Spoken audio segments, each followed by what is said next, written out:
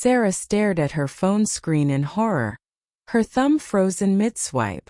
What had started as an innocent scroll through her colleague Janet's vacation photos had somehow devolved into an endless parade of baby pictures that seemed to multiply before her very eyes.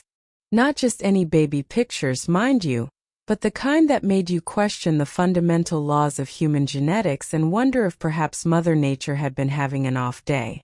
It had begun innocently enough.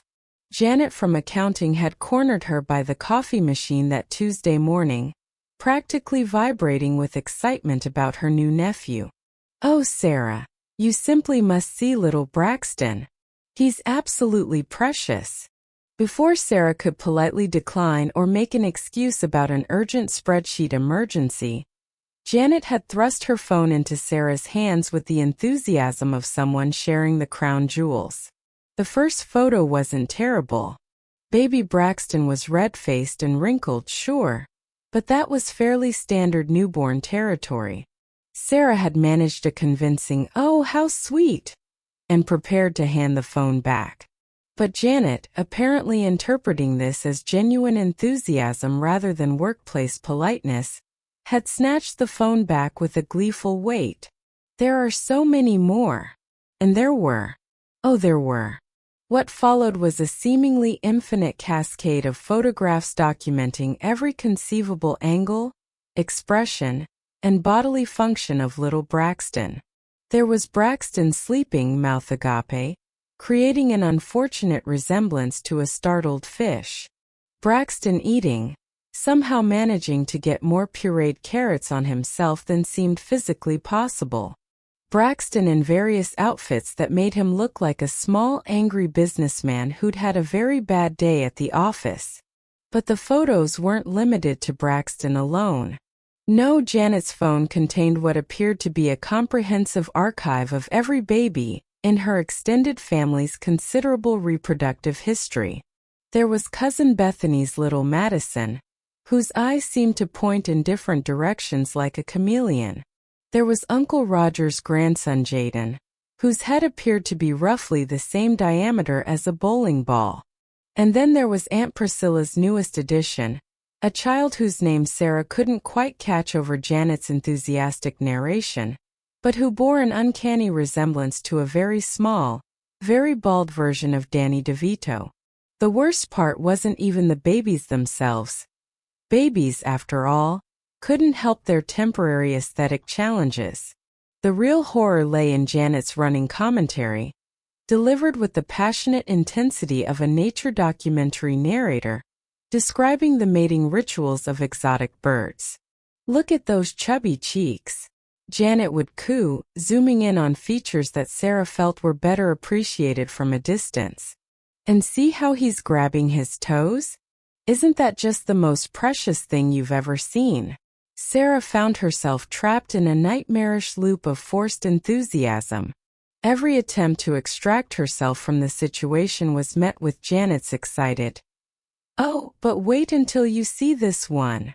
Each photo seemed to beget three more, like some sort of digital hydra of infant documentation.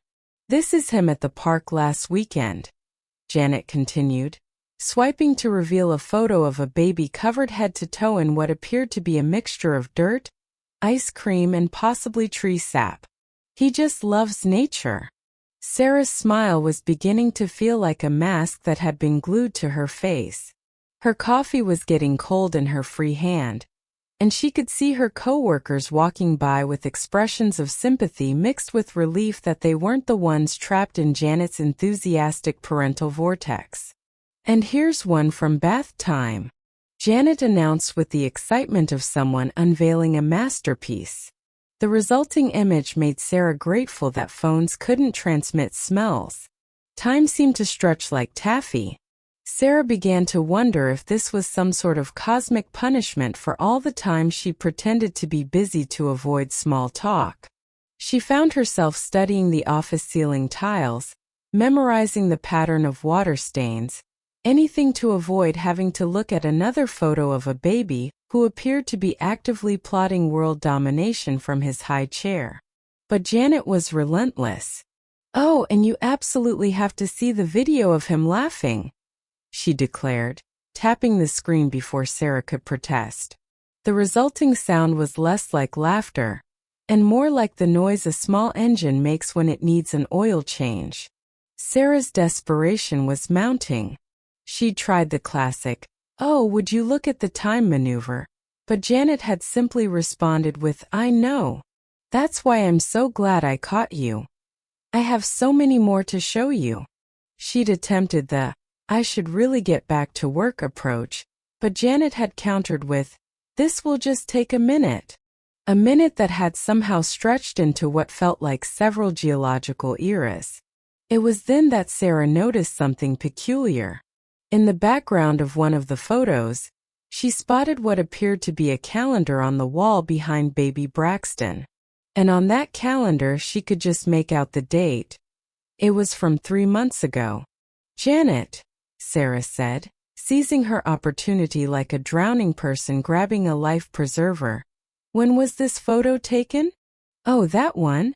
That was from Easter," Janet replied, not seeming to notice the strategic nature of the question.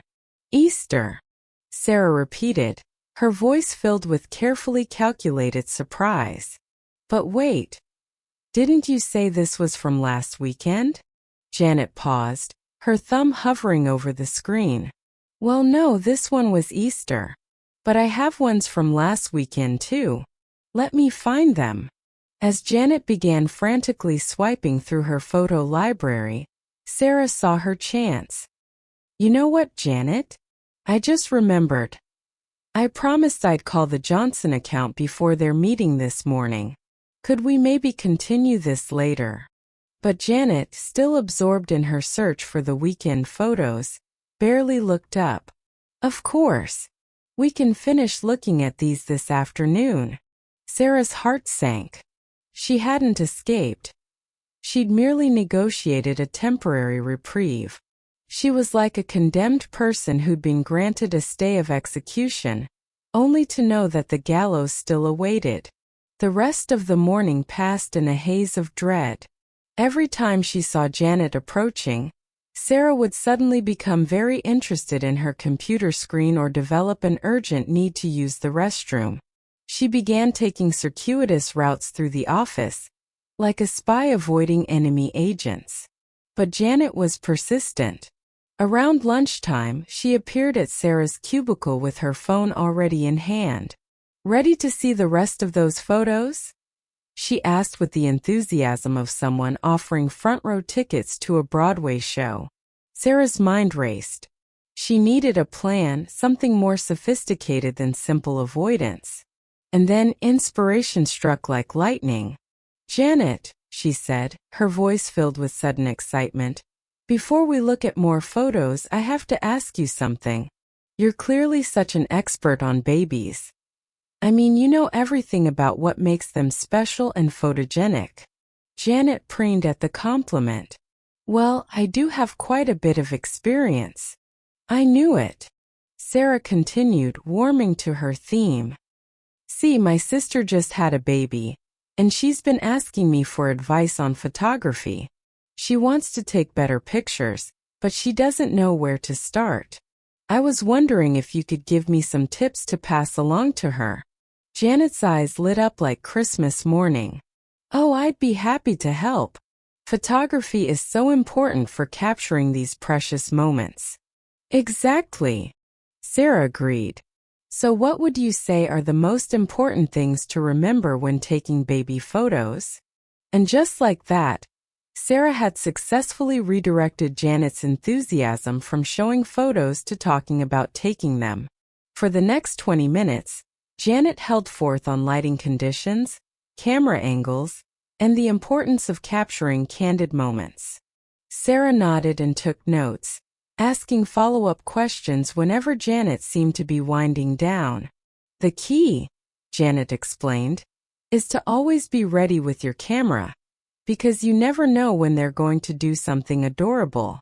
"That makes so much sense," Sarah replied. "I bet you have to take hundreds of photos just to get a few good ones." "Oh, absolutely," Janet agreed. "Some